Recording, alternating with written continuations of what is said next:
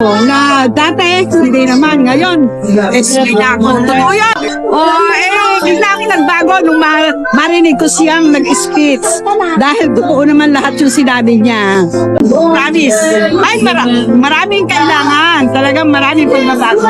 Ay, sa mga senior, kailangan talagang sa amin, yung maintenance namin, kailangan kami, wala ng trabaho, kailangan naman, kami, talagang tulungan. Yung dati 500, gagawin ng napakalaking tulong sa amin. May ATM na, napaka-conveniente. May ATM ka, nakuha ka na. Sure!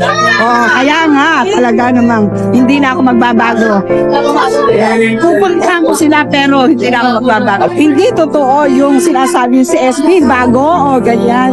Ngayon, nalaman ko na talaga, bukal sa puso ni SB talaga ang pagtulong. Medyo ka na,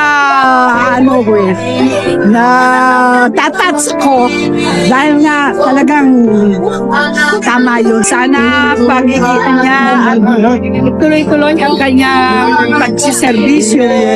Ganyan, na talagang pakagay ng kanyang buhay at pagtulong sa amin.